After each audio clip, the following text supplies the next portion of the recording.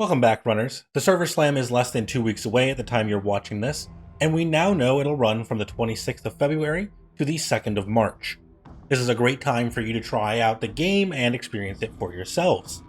Thief will not be part of this public test, so we'll have to wait just a bit longer to get some real testing done with her shell. Last video, we ranked all of the runners for solo mode, and today we're rounding it out with a ranking for all runners in the 3v3 mode. If you have fun, don't forget to like the video and subscribe for more marathon content. The 3v3 tier list or ranking is going to go off the assumption that we are not doing any duplicates. There is obviously the ability to run triple thief or triple assassin, and you can get into some really weird shenanigans doing stacking like that. But my assumption is that most people are going to try and diversify to address as many things as they can, rather than really hard focus one specific thing. You can almost consider this to be the best team comp and then everyone else, because I believe the cast is pretty well balanced for trios, like very, very close.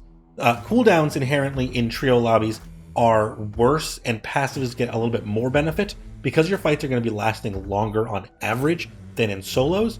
Having a cooldown come up in the middle of a fight is much more detrimental to your survival than the passives that you're going to be able to take advantage of and use much more consistently. To that effect, I think starting off our 3v3 list at the bottom is going to be Thief. Right now, there's just too many unknowns for trios.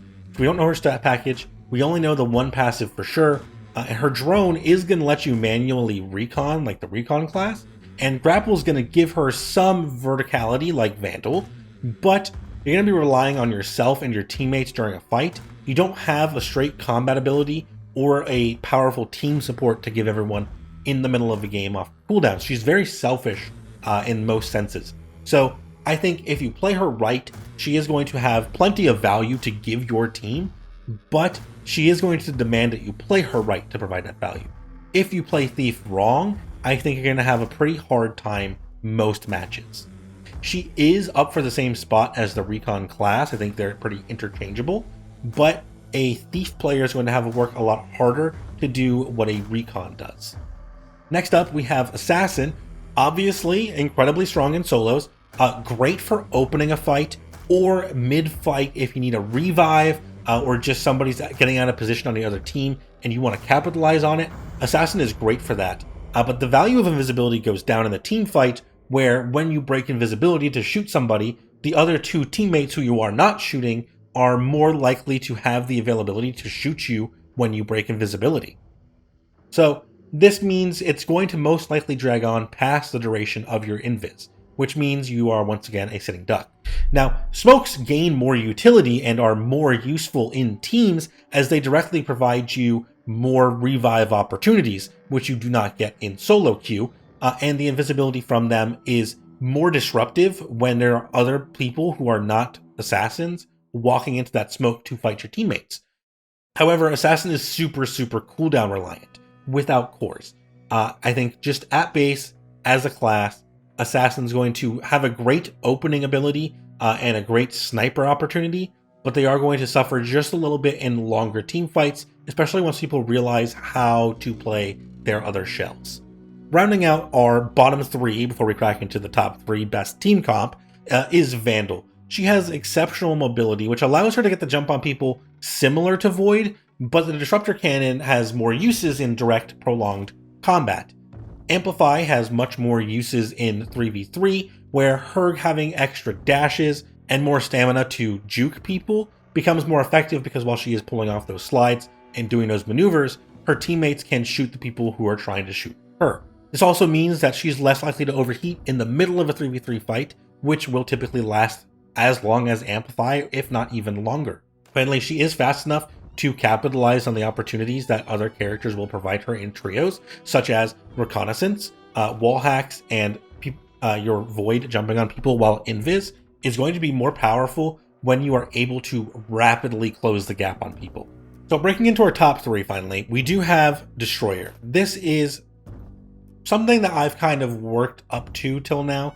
Realistically, I had Locust at like third, second best most of the time. But as time has gone on and we've seen some of the changes and maps have changed, game has changed, time to kill has changed, the Destroyer playstyle is inherently just powerful. They are great at taking those 1v1s in trios and in solos.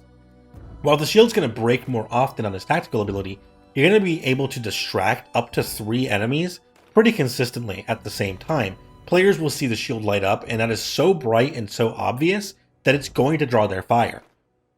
But in trios, your teammates are going to be able to shoot back, which is something that you can't do in solo. So while in solo you have a safe opportunity to peek rooms and escape because they can't break your shield, in trios they will totally break your shield, but that is all bullets that your teammates are not taking and time when they can shoot your enemies.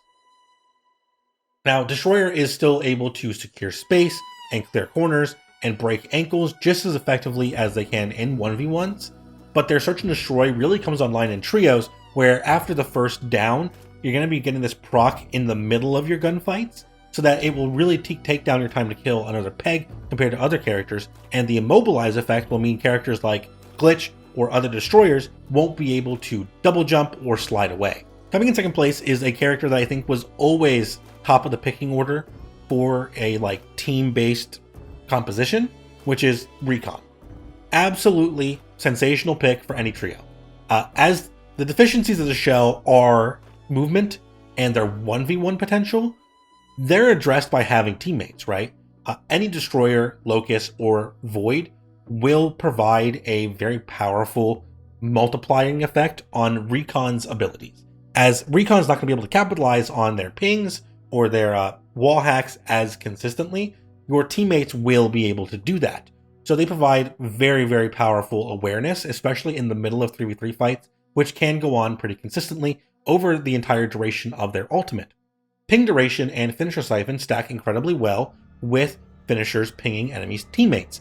Doesn't work in solo, works amazingly in trios. One of my favorite aspects actually is that finisher ping. Now, the drone overheating enemies also gives your teammates the advantage of movement that normally in solos is just a neutral ground, where if you disable somebody else's movement abilities, you are not gaining the movement advantage. You are now just on equal playing foot because you already don't have any movement. Whereas in trios, when you have a teammate like Destroyer or Vandal who have these movement abilities, and you then hit the enemy with your drone, say it's not a Vandal, now their Vandal cannot dodge out of the way, they can't power slide, their Destroyers can't thruster, while yours can. And that movement gap can immediately turn a 1v1 in your teammate's favor dramatically. Finally, the last thing about their ultimate is in a 1v1, it always gives away your location the same time it pings your enemies. You can see where they are, but they can see where your ping is coming from because the wall hacks are visible in the map.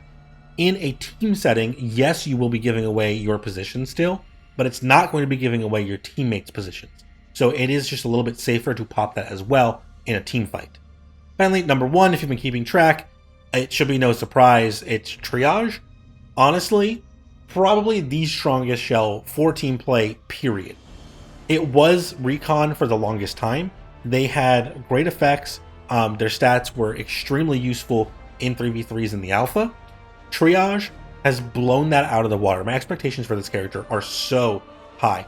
And I don't want to play this character, but I want somebody else to play this character in my team. They have the capability of being a must-pick for casuals and competitive players alike. They have a great revive speed stat to go off rip. This will improve their revive speed of your teammates and of themselves if they have a self-revive kit, which you're going to get much more time to use that in trios than in solos, because in solos they're probably going to thirst you very, very quickly before you can pop that. Passive healing, like I said, is also a benefit of this character, and in trios there is a bit more downtime, I think, where you're not going to be running into AI enemies because your teammates can kill them for you, so your passive healing is probably going to come into play just a little bit more. But having multiple healing drones, we know they have at least 2, because we've seen 2 of them active, one on their teammate, one on themselves in some of the early access footage. Those drones heal over time and share your healing items with your teammates. That's insane. That is at least a double, if not tripling effect of your healing consumables every game. And you can just throw him more meds in the middle of a fight. If you're running down to your last med on your Destroyer and some of you are low HP, you just chuck your last healing kit at your triage and he pops it for both you and your Vandal.